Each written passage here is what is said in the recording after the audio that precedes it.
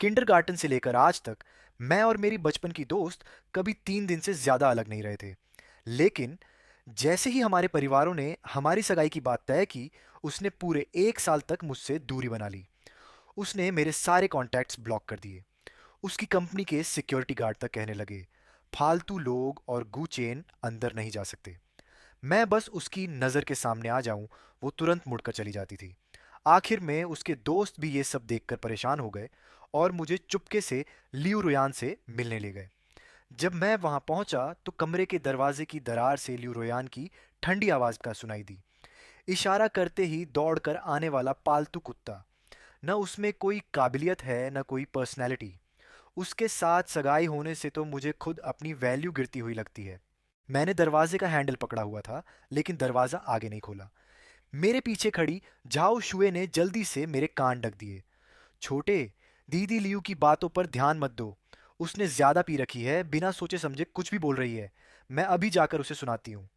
इतना कहकर वह अंदर जाने ही वाली थी कि मैंने उसका बाजू पकड़कर सिर हिला दिया। इतने सालों से मैं बस यही जानना चाहता था कि आखिर लियू रोयान मेरी सगाई से इतनी नफरत क्यों करती है। यहाँ तक कि बात पूरे हाई सोसाइटी सर्कल में फैल गई थी और सबको पता चल गया था। मैंने उसे लगभग 17 साल तक दीदी कहकर बुलाया, लेकिन वो मेरी सगी बहन तो थी नहीं। एक दिन उसे शादी तो करनी ही थी, फिर वो शादी मुझसे क्यों नहीं हो सकती थी। और अब जाकर मुझे जवाब मिल गया। ना तो मैं कम काबिल था, ना ही मैं कम अच्छा दिखता था। असल बात बस इतनी थी कि उसने मुझे कभी बराबरी से देखा ही नहीं। उसकी नज़र में मैं सिर्फ एक छोटा सा पालतू था, जिससे वह मन बहलाती थी, वक्त काटती थी, या फिर बस अपने पास सजावट की तरह रखती थी। झाओ शुए मुझे दिलासा देते हुए लगातार बड़बड़ा रही थी। सुयूं और बाकी लोग भी ना, कुछ भी उल्टा सीधा बोलते रहते हैं, किसी पर भरोसा ही नहीं। मैंने गहरी सांस ली। अब ठीक हूं। झाओ दीदी, क्या आप मुझे घर छोड़ देंगी? मैं अब उससे मिलने नहीं जाना चाहता। ठीक है। हम दोनों अभी मुड़कर प्राइवेट रूम से बाहर जाने ही वाले थे कि तभी अंदर से दरवाजा खुल गया। हम एक पल के लिए ठिठक गए और दरवाजा खोलने वाली सुयू से आमने सामने हो गए। सुयू को अभी तक पूरी बात पता नहीं थी। उसने सीधे मेरा हाथ पकड़ लिया और मुझे अंदर खींचते हुए बोली, ये पार्टी तो वैसे भी इसलिए रखी गई थी ताकि सब मिलकर लियू रुयान और तुम्हारे बीच सुलह करवा सकें। सुयू मुझे खींचकर लियू रुयान के सामने बैठा देती है। फिर लियू रुयान से कहती है, लियू दीदी, अगर आपको अपने परिवार के खिलाफ जाना भी है तो कम से कम शियाओ चेन के साथ ऐसा मत कीजिए। हम सब उसे बचपन से जानते हैं। आप दोनों आराम से बात कीजिए, वरना आपकी ये कड़वी बातें और अंदर का नरम दिल कहीं बड़ा गलतफहमी ना पैदा कर दे। जब से मैं कमरे में आया था, लियू रुयान ने एक बार भी सिर नहीं उठाया, लेकिन जिस तरह वह गिलास पकड़े हुई थी, उससे साफ दिख रहा था कि वह खुद को रोक रही है। जाओ जुए ने इशारे से सुयू को सिर हिलाकर कुछ समझाया। इससे पहले कि जाओ जुए मुझे उठाकर बाहर ले जाती, लियू रुयन आखिर बोल पड़ी, गुचेन, तुम मेरी बात क्यों नहीं मानते? मैंने पहले ही कहा था ना, जब तक मेरे दादाजी और मम्मी पापा अपना फैसला नहीं बदलते, तब तक हमें नहीं मिलना चाहिए। फिर तुम इतने जिद्दी क्यों हो? मैंने सिर झुका लिया। समझ नहीं आया क्या कहूँ। पूरे प्राइवेट रूम में अजीब सी खामोशी छा गई। पिछली बार लियू रोयान इतनी गुस्सा तब हुई थी जब उसकी एक सीनियर, जिससे उसके अच्छे रिश्ते थे, ने मुझे प्रपोज कर दिया था। झाओ जुए ने हल्की सी सांस भरी, फिर कमरे में मौजूद बाकी लड़कियों को बाहर जाने का इशारा किया ताकि मैं और लियू रुयान अकेले बात कर सकें। लियू रुयान ने चिढ़कर एक घूंट शराब पी ली। छोटे चेन, क्या तुम्हारे अंदर जरा भी सेल्फ रिस्पेक्ट नहीं है? मुझे तुम में बिल्कुल भी दिलचस्पी नहीं है। मैंने तुम्हें कभी एक मर्द की तरह देखा ही नहीं। मेरे पीछे घूमने में जो समय बर्बाद करते हो, उससे अच्छा खुद को बेहतर बनाओ। पूरे दिन बस औरतों के आसपास मंडराते रहते हो। क्या तुम्हें शर्म नहीं आती? भविष्य में जब मैं पूरी कंपनी संभालूंगी तो मुझे अक्सर बिजनेस ट्रिप और मीटिंग्स के लिए बाहर जाना पड़ेगा। क्या हर जगह तुम्हें भी अपने साथ लेकर घूमूं? मुझे ऐसा लगा जैसे पूरा शरीर बर्फीले समंदर में डूब गया हो। सारा बदन ठंडा पड़ गया और मुझ में जवाब देने की भी ताकत नहीं बची। इतने सालों से वो मुझे ऐसे देखती थी। इसलिए अच्छे से रहो और मुझसे थोड़ा दूर रहो। शायद दादाजी भी अब यह रिश्ता छोड़ने वाले हैं। मैं समझ गया। अब आगे से मैं झाओ शुए और बाकी लोगों से तुम्हें ढूंढने की जिद नहीं करूंगा। अब परेशान नहीं करूंगा। बचपन से लेकर अब तक की सारी यादें मेरे दिमाग में किसी फिल्म की तरह घूमने लगीं। पहले मैं इन्हें अपनी सबसे कीमती यादें समझता था, लेकिन अब ये सब कितना मजाक जैसा लग रहा था। मैंने हमेशा नज़रअंदाज किया कि हाई स्कूल के बाद से ही लियू रुयान मेरे प्रति धीरे धीरे चिढ़ने लगी थी। उसका मेरे कपड़ों और मेरे तौर तरीकों को बिना छिपाए नापसंद करना। यहाँ तक कि जब उसे पता चला कि सीनियर दीदी ने मुझे प्रपोज किया है, तो उसने अनजाने में कह दिया था, अरे, इसे भी कोई पसंद कर सकता है। मैंने सिर उठाकर गंभीरता से उसकी तरफ देखा। रुयान दीदी, बचपन में आपने मेरी जान बचाई थी। उसके लिए मैं हमेशा आपका शुक्रगुजार रहूंगा। अब मैं समझ गया हूं, आगे से मैं आपको कभी परेशान नहीं करूंगा। इतना कहकर मैं उठ गया और बिना पीछे मुड़े वहां से चला आया। वापस विला पहुंचकर मैंने लाइट जलाई। पूरा घर पहले जैसा ही था। माँ पापा सालों से ज्यादातर बाहर ही रहते थे और दादाजी तो पहाड़ों में जाकर शांत जिंदगी बिता रहे थे। लियू रुयान की माँ ने बताया था कि मेरे जन्म के बाद घर में सिर्फ एक आया मेरी देखभाल करती थी। जब मैं 3 साल का था, एक दिन आया सब्जी खरीदने बाहर गई और दरवाजा बंद करना भूल गई। मैं भागते हुए बाहर निकल गया और सड़क के बीचों बीच गिर पड़ा। उसी समय आंगन में खेल रही लियू रुयान ने मेरे रोने की आवाज़ सुनी और मुझे अपने घर ले आई। उसके बाद लगभग 10-15 साल तक मैं हमेशा लियू रुयान के पीछे पीछे बड़ा हुआ। मैंने उसी के साथ एक ही प्राइमरी स्कूल, मिडिल स्कूल, यहाँ तक कि यूनिवर्सिटी में भी पढ़ाई की। जब मेरे चुपचाप और अकेले स्वभाव की वजह से लोग मुझे परेशान करते थे, तब लियू रुयान ही मेरे लिए खड़ी होती थी। उसी ने मुझे सिखाया कि खुद को कैसे बचाना है। अगर हिसाब लगाऊं तो मेरी जिंदगी में लियू रुयान ने मेरे तथाकथित माता पिता से भी ज्यादा समय बिताया था। मैं उस पर इतना ज्यादा निर्भर हो चुका था कि जब उसने मुझसे दूरी बनानी शुरू की, तो मैं घबराकर उसे हर जगह ढूंढने लगा। ऐसा लग रहा था जैसे मेरी पूरी दुनिया अचानक खाली हो गई हो। 1 साल लंबा नहीं होता, लेकिन यह साल पिछले कई सालों से भी ज्यादा मुश्किल था। मैं कंप्यूटर के सामने बैठा एक्सचेंज स्टूडेंट प्रोग्राम के अप्रूवल मेल को खाली नजरों से देख रहा था। मनोवैज्ञानिक ने कहा था कि मुझे अपना माहौल बदलना चाहिए, कुछ नए शौक अपनाने चाहिए ताकि ध्यान दूसरी तरफ जा सके। पहले सोचा था कि इस बारे में ल्यूरोयान को बता दूं, लेकिन फिर खुद पर ही हंसी आ गई। वो तो कब से चाहती थी कि मैं उससे जितना दूर रहूं, उतना अच्छा। जाते समय मैंने सिर्फ मम्मी पापा को एक मैसेज भेजा। वैसे भी उन्हें शायद कोई खास फर्क नहीं पड़ता। विदेश पहुंचने के बाद बड़ी मुश्किलों से सारे कागजी काम और किराए का घर संभाला, लेकिन जितना मुश्किल मैंने सोचा था, उतना नहीं निकला।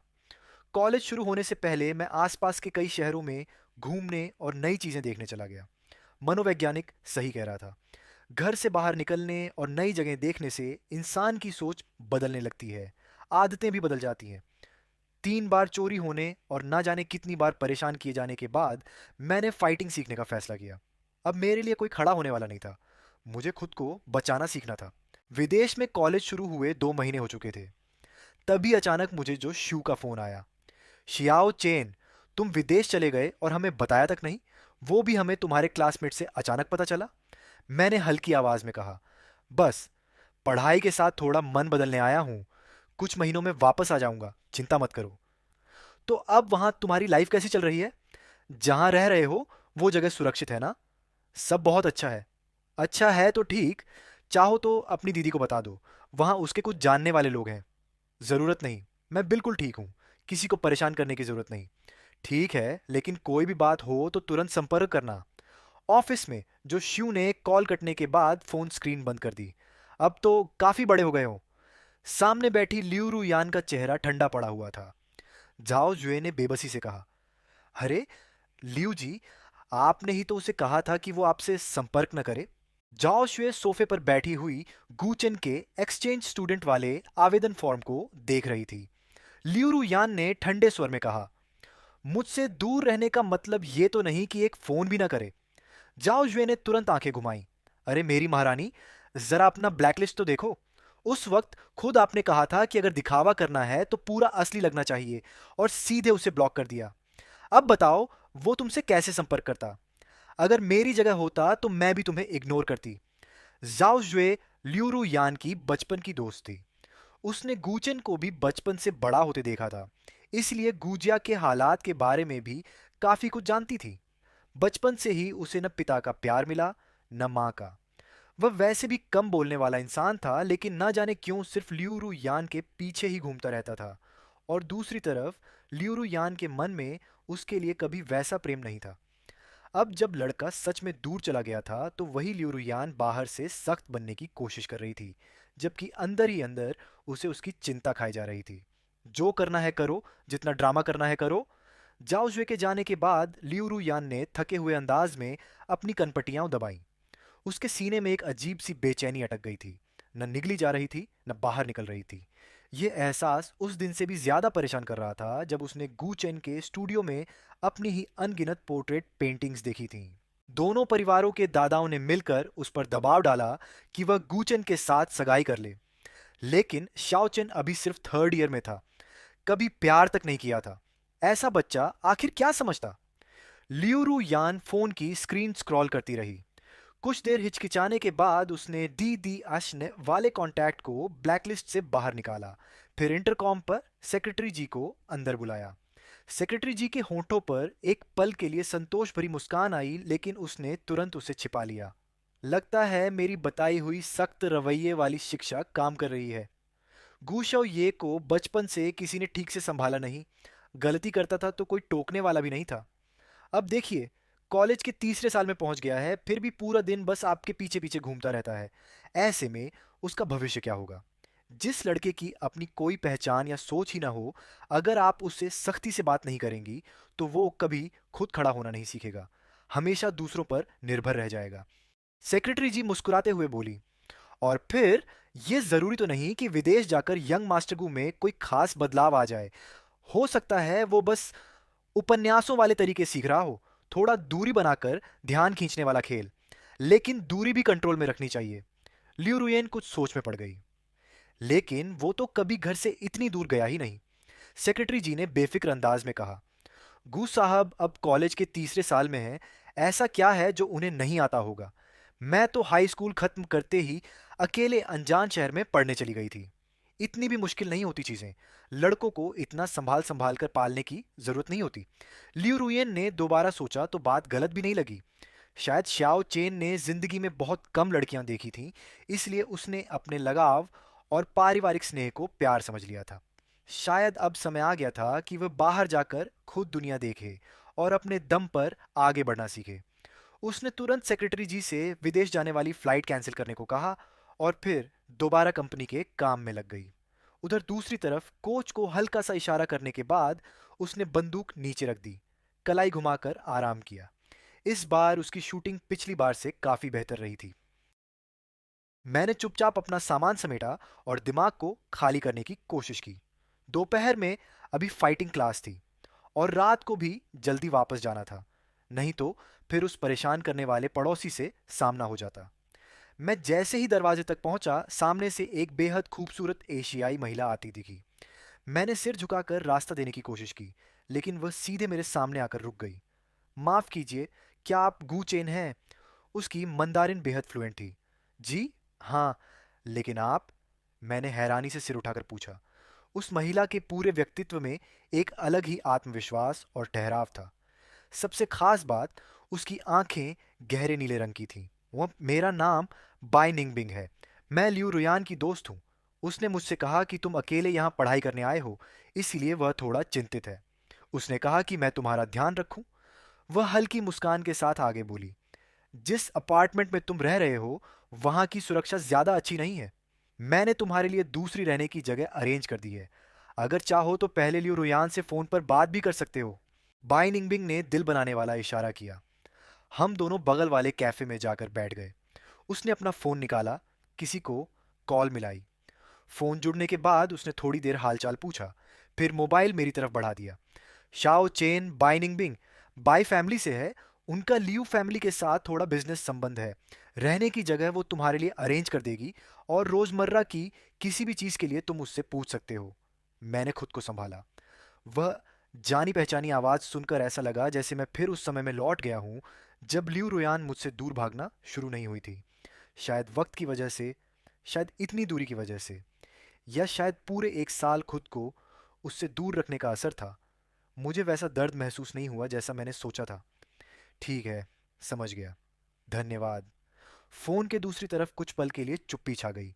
फिर उसने दोबारा कहा, लेकिन किसी कमजोर इंसान की तरह उस पर निर्भर मत हो जाना। थोड़ा खुद से जीना सीखो और अपने अंदर कुछ सुधार लाओ। समझ गया। कॉल खत्म होने के बाद मैंने फोन दोनों हाथों से वापस बाइनिंग बिंग को दे दिया और चुपचाप उसके साथ कार में बैठ गया। चूंकि वह बिजनेस पार्टनर थी तो तय था कि लियू रोयान ने उसे मेरे बारे में कुछ जिम्मेदारी या फायदा दिया होगा। विदेश में अपनी सुरक्षा के लिए मैं बेवजह जिद नहीं करना चाहता था। कार में बैठते ही बाई निंगबिंग ने सीधे फोन किया और लोगों को मेरा सामान पैक करने का आदेश दिया। उसके बाद वह मुझे एक चीनी रेस्टोरेंट में खाना खिलाने ले गई। 1 घंटे बाद ड्राइवर ने गाड़ी सीधे एक बड़े से एस्टेट के अंदर पहुंचा दी। कू साहब, आइए। धन्यवाद मिस बाई। गाड़ी से उतरते ही मैंने देखा कि बटलर और कई नौकर पहले से इंतजार कर रहे थे। बाई निंगबिंग ने इशारा किया कि मैं उसके साथ अंदर चलूं। तुम मुझे मिस कहकर बुलाने की जरूरत नहीं है। तुम्हारे विदेश जाने से पहले, जब तुम 7 साल के थे, हम लियू परिवार में कई बार मिले थे। मैंने हैरानी से सिर उठाकर उसकी तरफ देखा। वह हल्का मुस्कुराई। उस समय तुम और लियू रूयान लुका छिपी खेल रहे थे। दौड़ते हुए तुम सीधे आकर मेरी टांग से टकरा गए थे, फिर जमीन पर बैठकर जोर जोर से रोने लगे थे। बाइनिंग बिंग को उस समय की बात बहुत अच्छे से याद थी। तब वह अपने पिता के साथ ल्यूरू यान के घर गई थी। जैसे ही अंदर गई, एक छोटा सा बच्चा भागते हुए आकर उससे टकरा गया। उस उम्र के बच्चे अगर दर्द से टकराते तो जोर जोर से रो पड़ते, लेकिन छोटा गू चेन बस अपनी नाक पकड़कर जमीन पर बैठ गया। बड़ी बड़ी आंखों से चुपचाप आंसू बहाने लगा। वह अभी उसे दिलासा देने ही वाली थी कि छोटे बच्चे ने खुद ही अपने आंसू पोंछे और धीरे से खुद से बोला, शाओ चेन, दर्द नहीं हो रहा। फिर उठकर भाग गया। आज सुबह असिस्टेंट से मिली जानकारी याद करके बाइनिंग बिंग ने अंदाजा लगाया कि शायद उसे बहुत दर्द हुआ था। बस उसे मनाने वाला कोई नहीं था। उस समय ल्यूरू यान खुद भी सिर्फ 9 साल की बच्ची थी और लियू परिवार के माता पिता के पास भी इस पड़ोसी बच्चे की देखभाल का समय नहीं था। तब बाइनिंग बिंग ने मन ही मन सोचा था कि अगर इस बच्चे का कोई नहीं है तो क्यों ना उसे अपने साथ विदेश ले जाकर खुद पाले। किसने सोचा था कि 10 साल से भी ज्यादा समय बाद बचपन की वही इच्छा सच हो जाएगी। पता ही नहीं चला और हम दूसरी मंजिल तक पहुंच गए। एक खुला हुआ कमरा था जहां एक महिला और 2-3 नौकर मेरे सामान को व्यवस्थित कर रहे थे। हमें देखकर वह महिला बाहर आई और मुस्कुराकर बोली, बाई मैम, गू साहब, आपने तो कहा था कि इन्हें साउथ वाले फ्लैट में रखना है, फिर अचानक आपके एस्टेट में क्यों ले आए? यह सुनकर मैंने भी सिर उठाकर बाइनिंग बिंग की तरफ देखा। वह थोड़ा असहज होकर अपनी नाक छूते हुए बोली, उधर मेरी कजिन कुछ दिनों के लिए रहने आने वाली है, इसलिए फिलहाल गू साहब को यहीं रखना पड़ेगा। ठीक है। इसके बाद के दिन काफी शांतिपूर्ण बीते।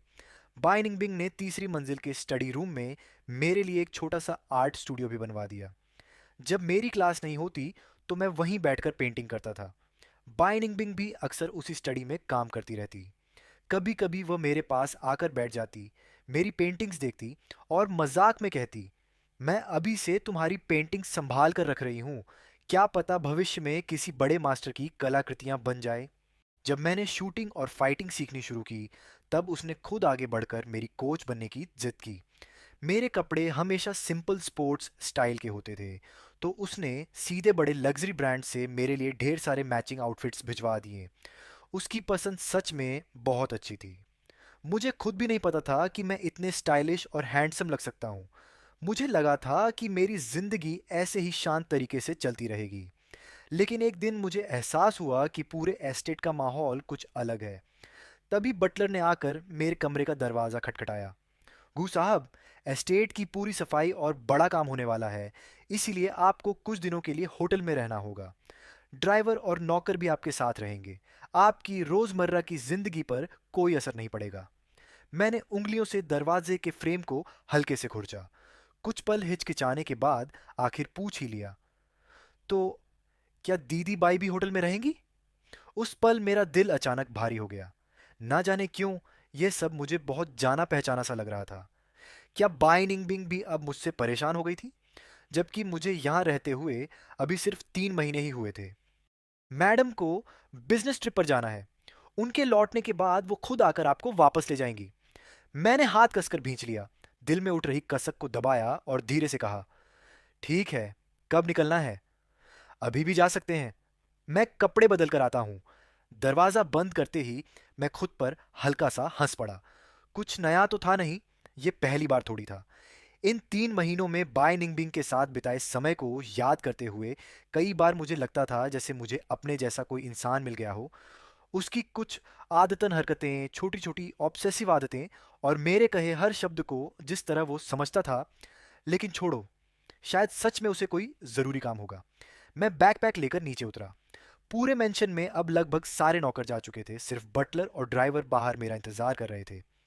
अचानक मेरे दिमाग में अजीब सा ख्याल आया, कहीं बायनिंग बिंग दिवालिया तो नहीं हो गया।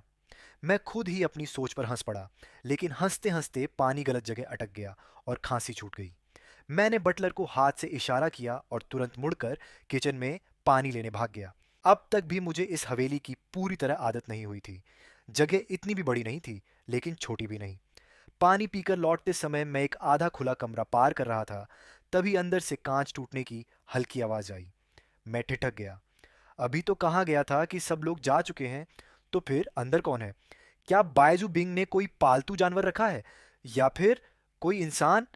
जिज्ञासा सच में मुसीबत बुला लेती है। मैं वापस रसोई में गया, वहां से एक चाकू उठा लाया और फिर उस आधे खुले दरवाजे को धीरे से धक्का देकर खोला। दरवाजे के पीछे नीचे जाती सीढ़ियां थीं। ये बेसमेंट है क्या? सीढ़ियों के किनारे लगी लाइटें जल रही थीं और दीवारों पर खूबसूरत भित्ति चित्र बने हुए थे। मैंने एक हाथ में मोबाइल और दूसरे में चाकू पकड़ा, फिर धीरे धीरे नीचे उतरने लगा। नीचे जाकर एक और दरवाजा दिखाई दिया। मैंने सोचा यहीं रुक जाना चाहिए, अगर अंदर कोई खतरा हुआ तो। मैं मुड़कर जाने ही वाला था कि तभी अंदर से एक जानी पहचानी आवाज में सुनाई दी। भले ही वो सिर्फ दबा हुआ कराहने जैसा स्वर था, लेकिन मैं तुरंत पहचान गया। वो बायजू बिंग की आवाज थी। मैंने मुड़कर दरवाजा खोल दिया। अंदर जमीन पर टूटा बिखरा बैठा इंसान सच में वही था। फर्श पर रेड वाइन की बोतल के टूटे हुए टुकड़े फैले पड़े थे। बायजू बिंग के दाहिने हाथ में कांच का एक टुकड़ा कसकर पकड़ा हुआ था और बायां हाथ दीवार पर मुक्के मारने की वजह से बुरी तरह लहूलुहान हो चुका था।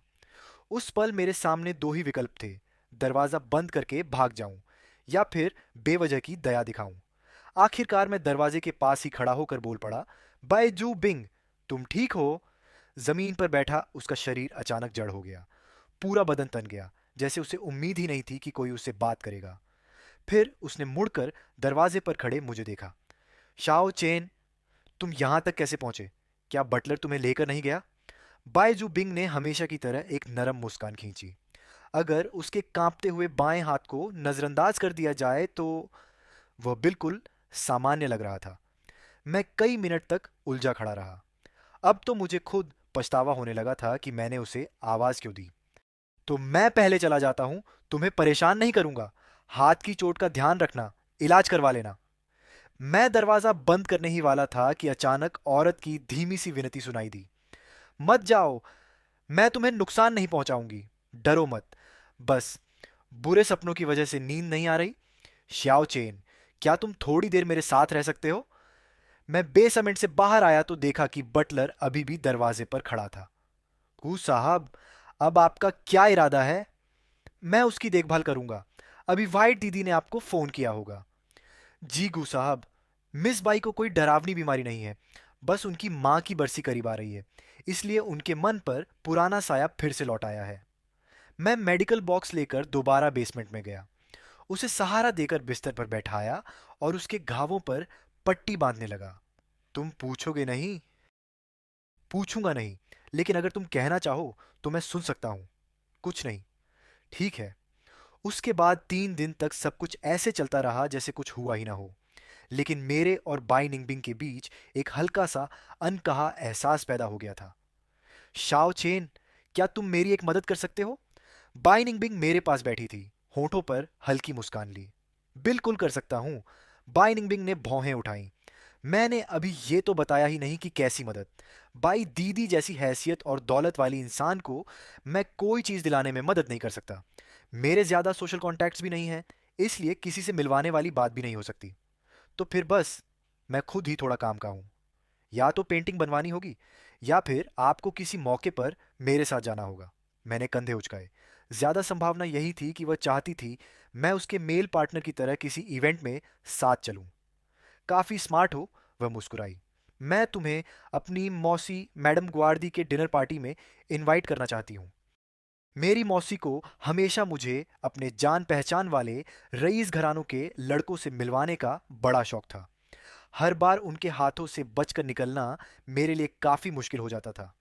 पहले मेरे आसपास कोई ऐसा पुरुष नहीं था जिससे मेरी खास नज़दीकी हो, लेकिन अब तुम आ गए हो तो बिल्कुल सही मौका मिल गया।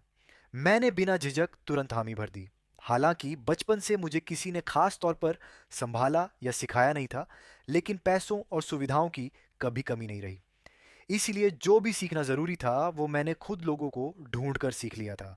उसी दिन सुबह बाई निंगबिंग खुद मेरे कमरे में सूट लेकर आई। पूरा डिज़ाइन बेहद शाही और दमदार था। कपड़े बदलने के बाद स्टाइलिस्ट ने उसी सूट के हिसाब से मेरे बाल भी सेट किए। मैं दूसरी मंजिल पर खड़ा था। आवाज़ सुनकर बाई निंगबिंग ने सोफे से सिर उठाया। जैसे ही उसकी नज़र मुझ पर पड़ी, उसकी गहरी आंखें हल्का सा फैल गईं। उसने बिना कोई परवाह किए अपनी हैरानी और मेरे लिए तारीफ भरी नज़रें साफ जाहिर कर दी। फिर वह तेजी से सीढ़ियों की ओर बढ़ी और मेरे लिए हाथ बढ़ाने लायक एक सीढ़ी ऊपर रुक गई। मैंने हल्का सा झुककर एक जेंटलमैन की तरह अभिवादन किया और अपना हाथ आगे बढ़ाया। इस खूबसूरत राजकुमारी को क्या मेरे साथ इस डिनर पार्टी में चलना मंजूर होगा? वह खुद को हंसने से रोक नहीं पाई। तुम सच में बहुत बचकाने हो। उसने अपना हाथ मेरे हाथ पर रख दिया। दोनों नीचे उतरने ही वाले थे कि उसने महसूस किया सामने खड़ी महिला हिली ही नहीं। वह उलझन में ऊपर देखने लगी और आंखों से पूछा, क्या हुआ? शाओ चेन, यहाँ आने के बाद ये पहली बार है जब मैंने तुम्हें मुस्कुराते देखा है। पता है मैंने तुम्हारे लिए यह सूट क्यों चुना? मैंने सिर हिलाकर ना कहा। सिर्फ इसलिए मत मुरझाओ क्योंकि किसी की नज़र तुम्हारी कद्र नहीं कर पाई। तुम खुद में पहले से ही काफ़ी आकर्षक हो, चाहे तुम्हारा बाहरी रूप हो या तुम्हारी आत्मा। उस रात की डिनर पार्टी बहुत अच्छे से खत्म हुई। मैडम ग्वार्दी को मैं बेहद पसंद आया और बै निंगबिंग के आसपास भी वैसा कोई रईस नौजवान नहीं दिखा जैसा उसने पहले कहा था। कहा था मुझे ढाल बनाओगी, लेकिन मुझे तो नहीं लग रहा कि उसका कोई असर हुआ है। बाई निंगबिंग ने हल्का सा सिर झुकाया। असल में कोई एक नौजवान इतना ज्यादा चमक रहा है। मैंने सिर उठाकर उनकी नरम आंखों में देखा। शांत, लेकिन उस शांति के भीतर जैसे उफनती हुई भावनाएं छिपी थीं। इन कुछ महीनों में मुझे भी महसूस होने लगा था कि उनका मेरे प्रति रवैया अलग है। वो न दया थी, न सिर्फ शिष्टाचार, और न ही किसी बड़े का छोटे के लिए स्नेह, बल्कि उसमें अपनापन और प्रशंसा थी। अचानक मुझे महसूस हुआ कि उनकी कमर पर रखा मेरा हाथ थोड़ा डगमगा गया और अगले ही पल वो पूरा शरीर मेरे सीने से आ लगा। सॉरी, मैं थोड़ा बहक गई। मुंह से माफ़ी ज़रूर मांग रही थी, लेकिन मेरे बाहों में पड़े रहने का उनका इरादा ज़रा भी नहीं लग रहा था। मैं हल्का मुस्कुराया। मिस बाई, क्या आपने उस समय हिंदी? नहीं, मेरा मतलब भाषा की पढ़ाई पूरी किए बिना ही विदेश चली गई थी। आई लव यू वाला उसका कन्फेशन सच में काफी पुराना और घिसा पिटा था। मैं मुंह से तो उसे कोस रही थी, लेकिन उसके दिल की बात समझ चुकी थी। गाना खत्म होते ही मैंने उसे हल्के से अपने पास से दूर किया, लेकिन बाई निंगबिंग ने बिल्कुल भी उम्मीद के मुताबिक रिएक्ट नहीं किया। मैं बस 2 कदम ही आगे बढ़ी थी कि उसने मेरा हाथ पकड़ लिया। अगले ही पल उसकी बाहें मेरी गर्दन के चारों तरफ आ गईं और उसने सीधे मुझे किस कर लिया। आसपास खड़े लोग हैरानी से चीख उठे। वह मुझे किस करते हुए ही पूरे गाड़ी मैनर से बाहर ले गया। मुख्य दरवाजे तक पहुंचकर ही रुका, फिर मुझे कार में बिठाया और ड्राइवर को चलने का इशारा किया। पूरे रास्ते हम दोनों में से किसी ने कुछ नहीं कहा। जब हम बाय निंगबिंग मैनर लौटे तो उसने मुझे फिर कई बार किस किया। उसकी हर हरकत बेहद नरम थी, लेकिन उसमें इनकार की कोई गुंजाइश भी नहीं थी। वह मुझे फ्रंट हॉल से होते हुए सीधे बगीचे के बीच तक ले गया और तभी आखिरकार मुझे छोड़ा। बाय निंगबिंग ने मेरी तरफ देखते हुए धीमे से पूछा, गुचैन, तुमने मुझे ठुकराया नहीं, तो बताओ तुम्हें मुझ में क्या पसंद है? मैंने चुपचाप उसकी आंखों में देखा। शूटिंग क्लब में जब मैंने तुम्हें पहली बार देखा था, मैं काफी देर तक बाहर खड़ा होकर तुम्हें देखता रहा। तुम इतने नाजुक लग रहे थे कि जैसे एक हाथ से तोड़ दिए जाओ, लेकिन तुम्हारी आंखों में जो बेरहमी और ठंडापन था, वही मुझे सबसे ज्यादा अपनी तरफ खींच रहा था। मैंने उसका हाथ झटक दिया जो मेरे चेहरे को छू रहा था। तुम्हारा ये जुनूनी एक्सप्रेशन सच में किसी साइको जैसा लगता है। तो क्या हुआ? मैंने सामने खड़ी उस औरत को देखा जो अब अपने असली नुकीले दांत दिखा चुकी थी। उस बेसमेंट में तुमने लगातार 3 दिन मेरा साथ दिया था। उसी वक्त मैंने सोचा था, कितना अच्छा होता अगर तुम हमेशा मेरे पास रहते। बाई निंगबिंग का हाथ धीरे से मेरे गाल पर आकर ठहर गया। फिर अनजाने में उसकी उंगलियां मेरी गर्दन तक सरक गईं। उसने हल्का सा दबाव डाला। ऐसा लग रहा था जैसे मेरी पूरी जिंदगी उसी के हाथ में हो। उसका अंदाज हावी होने वाला था, और पागलपन की हद तक जुनूनी भी। मेरे बन जाओ।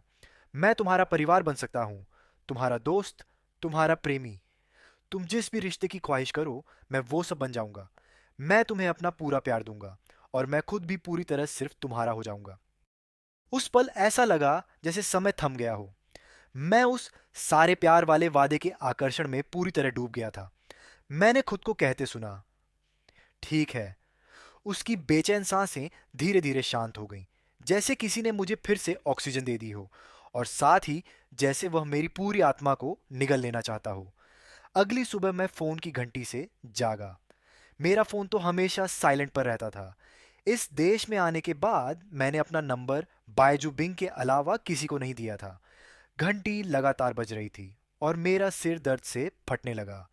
मैं झुंझलाकर उठने ही वाला था कि फोन उठाकर फेंक दूं, तभी एक हाथ धीरे से मेरे चेहरे पर आकर ठहर गया। वह हल्के हल्के मुझे शांत करने लगा, जिससे मैंने अपने होंठों को दांतों से काटना छोड़ दिया। मेरे कानों में बाइजू बिंग की धीमी आवाज गूंजी, कुछ नहीं, मेरा फोन है। ये कहकर उसने फोन उठाया, स्क्रीन पर नजर डाली। न उसने कॉल काटी, न रिसीव की। मैंने आंखें खोली। बाइजू बिंग अभी भी मेरे सीने से लगा हुआ था। मैंने ऊपर देखा तो उसने हल्की मुस्कान के साथ भौहें उठाई। ल्यूरू यन है, उठाऊं? उस औरत ने झुककर मेरे होंठों पर हल्का सा किस किया। मैंने आंखें घुमाई और हाथ बढ़ाकर कहा, फोन मुझे दो। बाई निंगबिंग ने कहा, सुना है कल तुम शाओ चेन को डांस पार्टी में लेकर गए थे। सच में उसका ख्याल रखने के लिए धन्यवाद। वो ऐसे मौकों का आदी नहीं है। उसने तुम्हें कोई परेशानी तो नहीं दी? मैं हल्का सा खांस कर बोला, मैंने निंगबिंग को कोई परेशानी नहीं दी, बल्कि उसकी हर बात मानी। इतनी मानी कि एक ही बिस्तर तक पहुंच गए। मन ही मन मैंने कल रात वाली खुद की हालत को कोसा, जब उस औरत की बातों में पूरी तरह बहक गया था। बाई निंगबिंग मुस्कुराई। शाओ चेन, सुबह जल्दी उठने की आदत अच्छी है, इसे बनाए रखना। शायद लिऊ रुयान को लगा कि हम दोनों पहले ही उठकर नाश्ता कर चुके हैं, इसलिए मैंने भी कुछ समझाने की जरूरत नहीं समझी। ठीक है दीदी। कुछ देर बेकार की हल्की फुल्की बातें करने के बाद लिऊ रुयान ने फोन काट दिया। उधर लिऊ रुयान अपने कुछ दोस्तों के साथ गोल्फ कोर्स में खड़ी थी। फांग परिवार की छोटी बेटी बड़े गर्व से बोली, देखा, मैंने कहा था ना। कल मेरी बहन मैडम गोल्डी की डिनर पार्टी में गई थी, और उसने एक नज़र में ही पहचान लिया कि वो लड़का लिऊ दीदी के घर वाला गू दीदी है। लियो रुयान ने फोन की कॉल स्क्रीन को देखते हुए गहरी और समझ न आने वाली नजरों से देखा। कोई फोटो है? हाँ, है ना। मेरी दीदी ने मुझे भेजी थी। कुछ छोटे भाई ने देश में रहते हुए कभी इतना स्टाइलिश ड्रेसअप नहीं किया। कहीं ऐसा तो नहीं कि तुम उसकी बड़ी बहन बनकर उसे ऐसे कपड़े पहनने ही नहीं देती थी? फांग में अभी भी बेफिक्री से मजाक कर रही थी, लेकिन कुछ सूखी हंसी के बाद उसे माहौल का अजीबपन महसूस हुआ। फोटो मुझे दिखाओ। लियो रुयान की आवाज पूरी तरह ठंडी हो चुकी थी। ठीक है।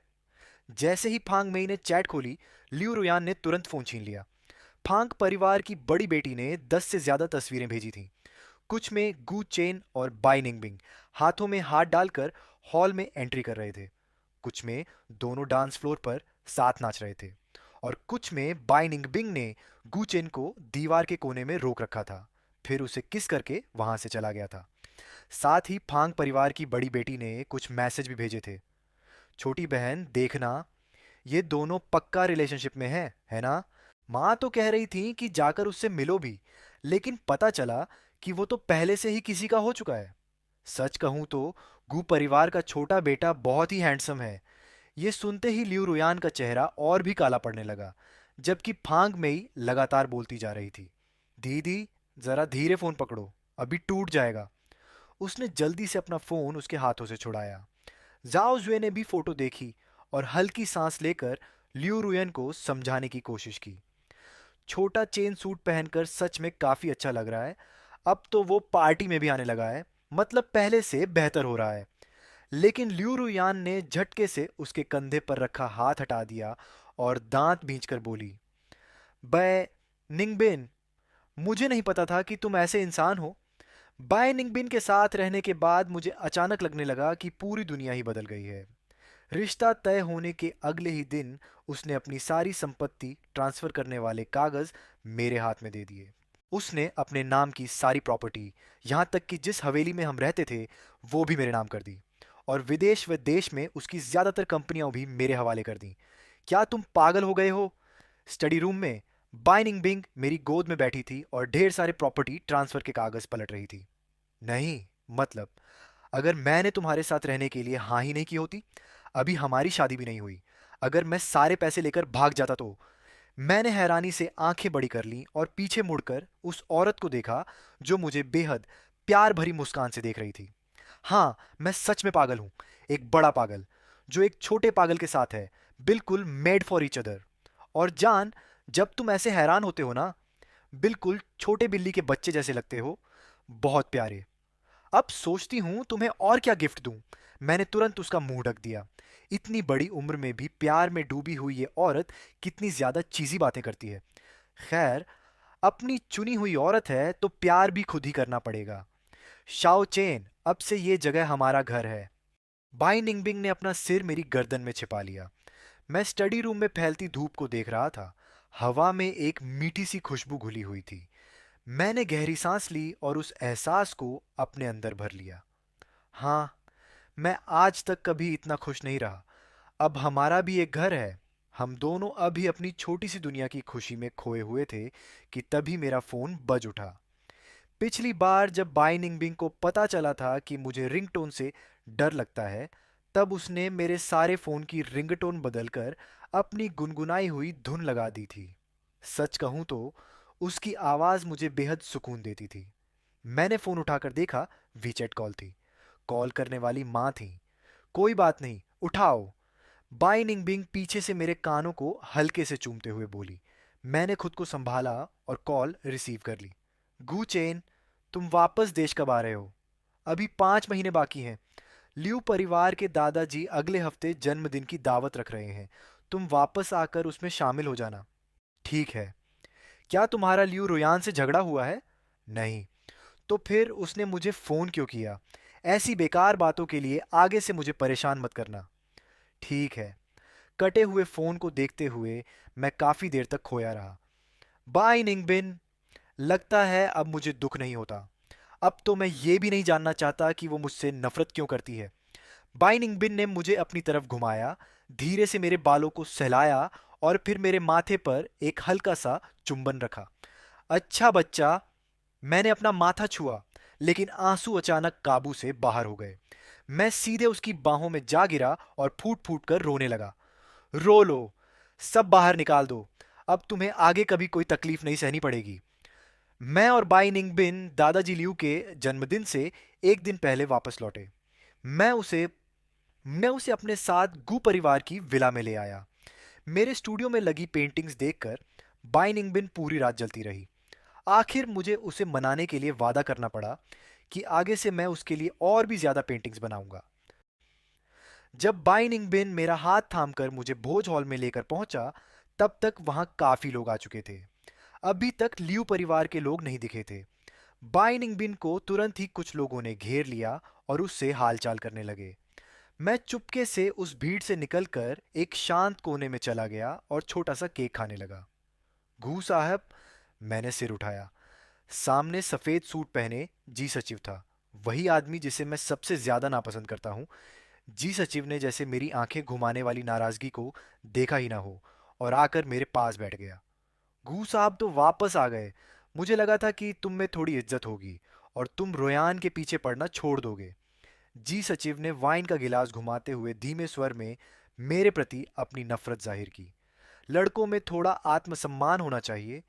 कुत्ते की तरह लियू परिवार से चिपके मत रहो। तुम्हें पता भी है लियू की माँ तुमसे कितनी नफरत करती है। तुम जैसे माँ के होते हुए भी बिना परवरिश वाले लड़के से सगाई की बात सिर्फ गू के दादा की इज्जत रखने के लिए की गई थी। तुम ज्यादा से ज्यादा बस एक मस्खरे खिलौने जैसे हो। असल में लियू साहब के पास खड़े होने का हक सिर्फ मुझे है। अपनी ये चालाक सी शक्ल लेकर यहां मेरे सामने शरीफ बनने का नाटक मत करो। मानो या ना मानो, बस इस एक गिलास शराब से ही मैं तुम्हें यहां से बाहर निकलवा सकता हूं।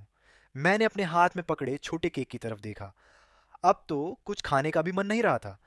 जी सचिव जानता था कि मुझे गंभीर मानसिक समस्या है। पहले भी वह मीठी मीठी बातों में ताना मारकर मुझे भड़का चुका था। पहले लियो रोयान के दूर हो जाने से मुझे बहुत असुरक्षा महसूस होती थी, इसलिए उसकी हर उकसाने वाली बात कामयाब हो जाती थी। इस बार उसका असली चेहरा आखिर सामने आ ही गया। इतनी घिन आ रही थी कि मन कर रहा था उसे मार दूं, लेकिन मैं लियो दादाजी के जन्मदिन की पार्टी खराब नहीं कर सकता था। मैं उठकर उससे दूर जाने वाला था। सोचा जैसे किसी कुत्ते के भौंकने को अनसुना कर दूं, लेकिन उसने अचानक मेरा हाथ पकड़ लिया। अरे! उसके हाथ में पकड़ी रेड वाइन सीधे उसके सूट पर गिर गई।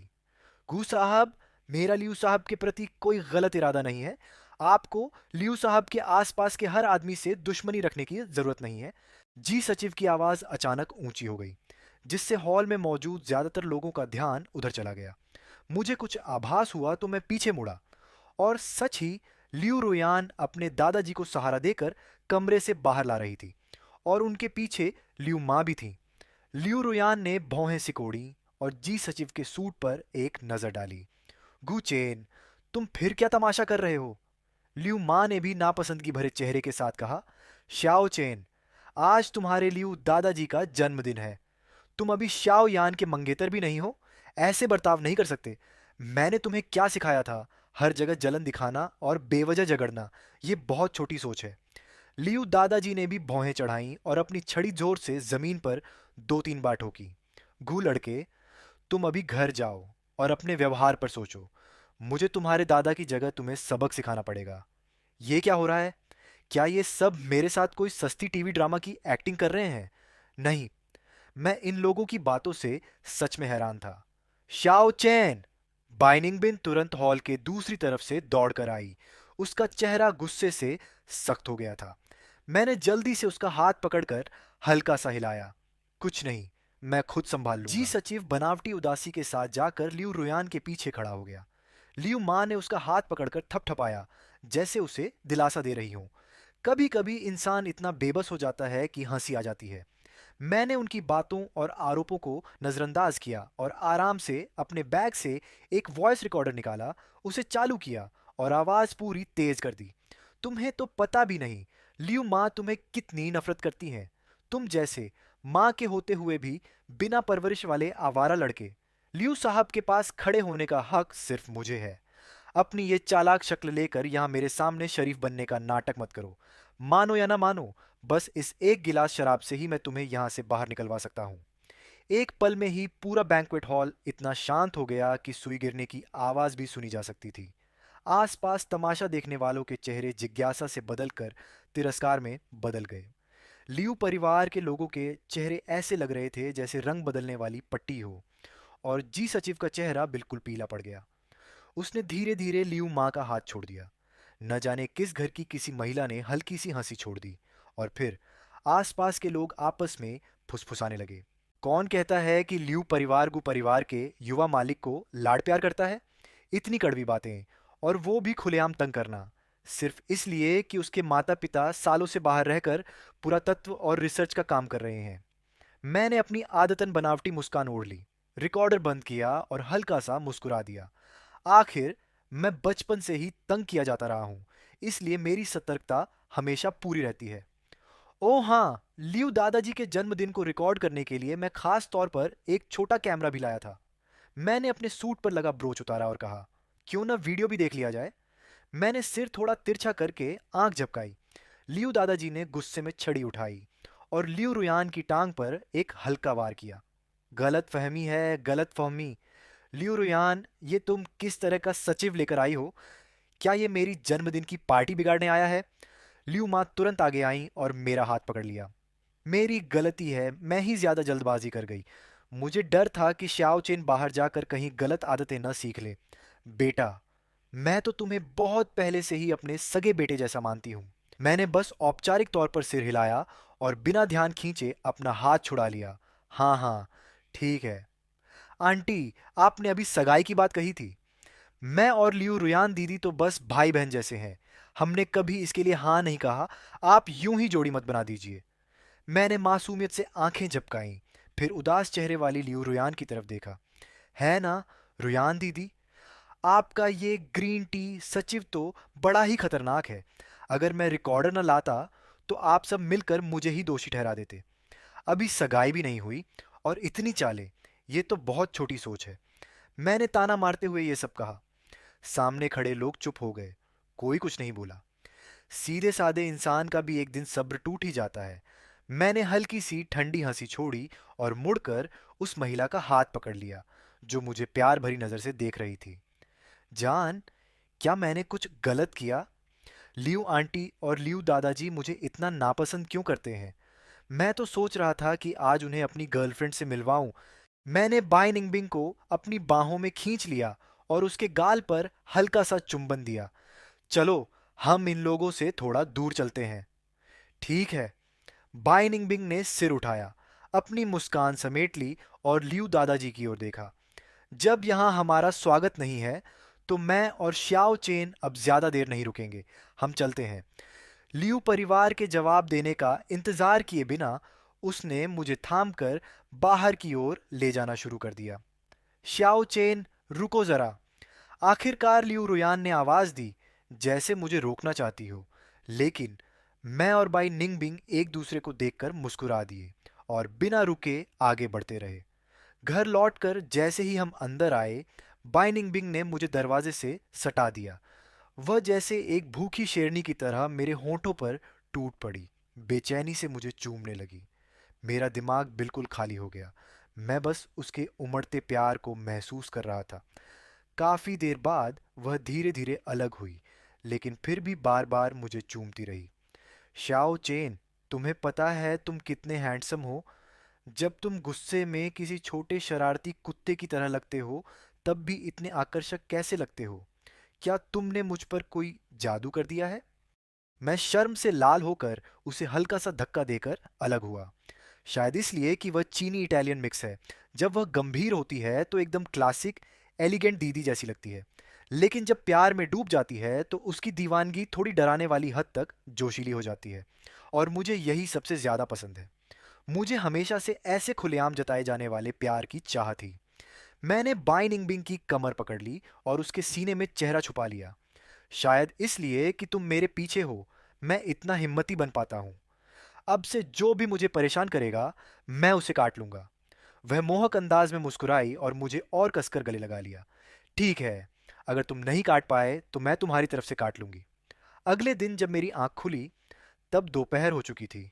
मैं उनींदा सा उठकर फ्रेश हुआ और नीचे आया तो देखा बाई निंगबिंग एप्रन पहनकर किचन में खाना बना रही थी।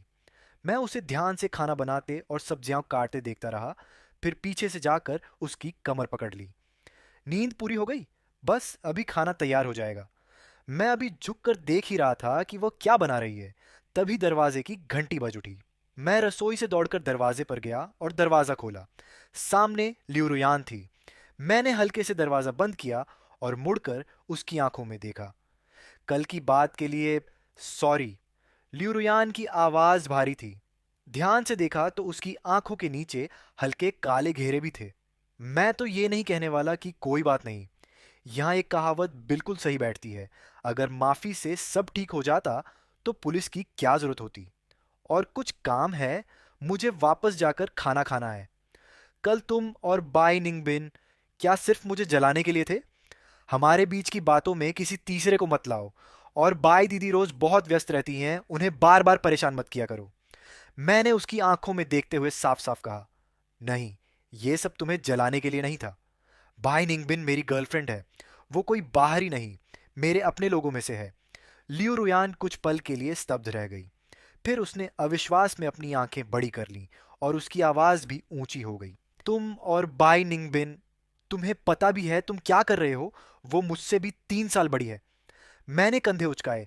हाँ, तो मुझसे 6 साल बड़ी ही तो है, कोई 10-20 साल थोड़ी ना है। इतना एज गैप तो बिल्कुल नॉर्मल है। और वो मुझे बच्चा भी नहीं समझती। लियू रुयान अभी भी मानने को तैयार नहीं थी।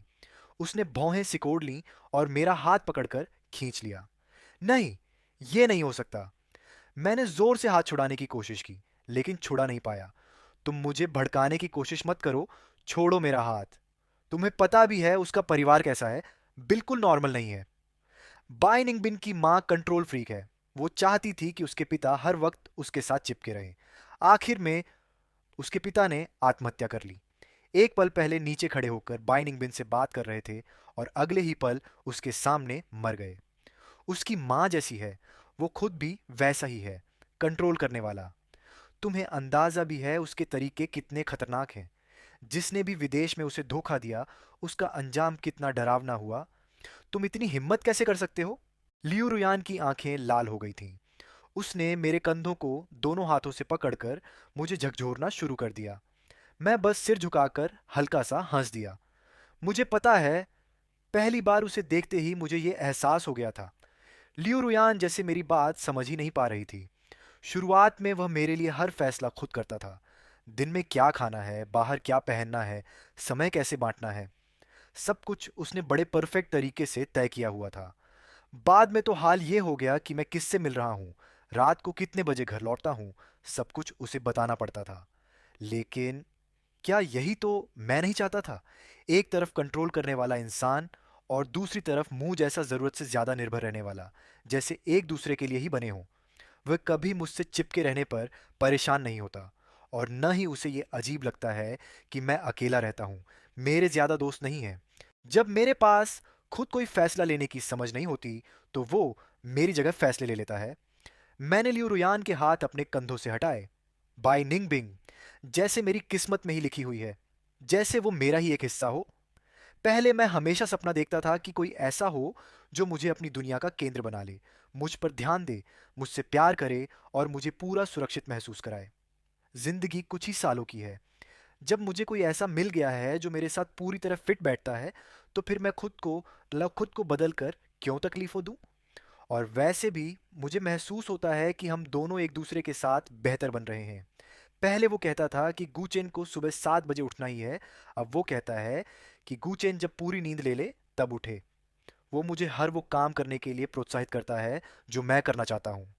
अगर मैं गिरने वाला होता हूँ, तो वो पीछे से तुरंत मुझे संभाल लेता है। और मेरा उस पर भरोसा उसे भी इस दुनिया में अपना होने का एहसास देता है। अब वह पहले जैसा स्वार्थी और ठंडा दिल वाला व्यापारी नहीं रहा, और न ही वह पागल इंसान रहा जो अपनी मर्जी के खिलाफ कुछ होते ही खुद को नुकसान पहुंचाता था और बेसमेंट में छिप जाता था। अब हम एक दूसरे का घर हैं। ये सोचकर मुझे अभी सच में अपने कमरे में वापस जाकर बाई निंगबिंग को गले लगाने का बहुत मन कर रहा है। दीदी, पहले मैं आपसे बहुत ज़्यादा चिपका रहता था, आपको काफ़ी परेशान करता था। जब आप मुझे गलत समझती थीं, तो मुझे गुस्सा भी आता था और दुख भी होता था। लेकिन फिर भी मैं बचपन से आपकी देखभाल के लिए आपका आभारी हूँ। मैंने लियू रुयान को जाते हुए देखा और तुरंत दरवाज़ा खोल दिया। बाई निंगबिंग दरवाजे से 10 कदम से भी कम दूरी पर खड़ा था, सिर झुकाकर फ़ोन देख रहा था।